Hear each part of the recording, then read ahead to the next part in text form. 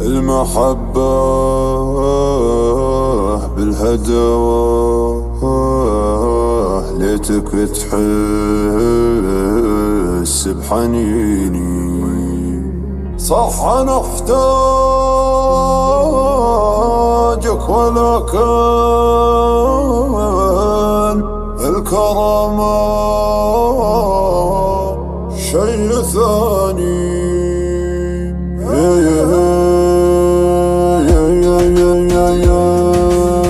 فيني فيني فيني فيني من حياتي ما يكفيني. تبقى تنسى تقسى ترحل ترجع ما يعنيني. عيني عيني عيني عيني بس يلي مسهر عيني. المحبة بالهدى ليتك تحس بحنيني. فيني فيني ما يكفيني. عيني عيني بس يلي مسهر عيني مسهر عيني مسهر عيني. فيني فيني فيني فيني من حياتي ما يكفيني. عيني عيني عيني عيني بس يلي مسهر عيني. المحبة بالهداوة ليتك تحس بحنيني. فيني فيني فيني فيني عيني عيني عيني عيني بس يلي مسهر عيني. المحبة بالهداوة ليتك تحس بحنيني. اذكر ايام زماني والهدايا والاغاني ما تجمعنا لمكان بس تجمعنا الأماني. ما تجمعنا الأماكن بس تجمعنا الأماني بس تجمعنا الأماني. تذكر أيامي وزماني والهدايا والأغاني ما تجمعنا الأماكن بس تجمعنا الأماني. يوم ما كنا نعاني قبل ما تصبح عناني. صح نحتاجك ولكن الكرامة شيء ثاني. ويلي ويلي ويلي ويلي من محبة هدت حيلي. دام أخذت القلب خذني كيف تتركني لحالي. ليلي ليلي ليلي ليلي زاد شوقي طال ليلي. في انتظار الصبح يطلع وانتظار الصبح غالي. ويلي ويلي ويلي ويلي من محبة هدت حيلي. دام أخذت القلب خذني كيف تتركني لحالي. ليلي ليلي ليلي ليلي زاد شوقي طال ليلي.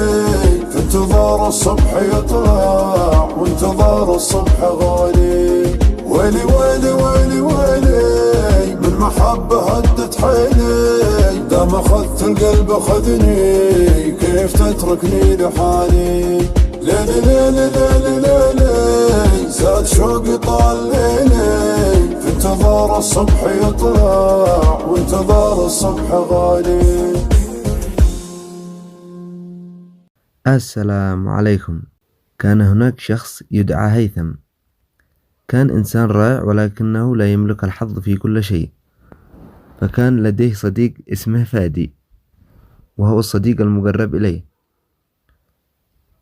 وكان هيثم شكله الخارجي لا يوحي إليه بأنه إنسان مثقف دائما ولكنه في نفس الوقت ذكي ويمتلك الفراسة ولكن الحظ لا يمشي معه بل كان ضده في كل الأوقات. وكان هيثم يتكلم 3 لغات الأسبانية والبريطانية واللغة العربية. فولد هيثم في أسبانيا إلى أن أصبح عمره 10 سنوات فغادر مع عائلته إلى بريطانيا وقضى هناك 10 سنوات إلى أن حصل شيء غير حياته. فكانت والدته تجهز الطعام ولكن أنبوبة الغاز كانت تسرب الغاز بكميات كبيرة ولم يعلم بها هيثم. فأرادت والدته أن تصلحها ولكن لم تقاوم رائحة الغاز الذي كانت تسرب من الأنبوبة. فدخلت في حالة إغماء وكان هيثم ينادي على والدته ولم يسمع صوتها.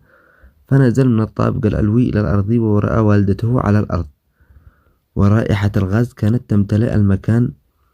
فقام بتفتيح النوافذ والأبواب وأخرج والدته من البيت، وكان يقود السيارة بسرعة.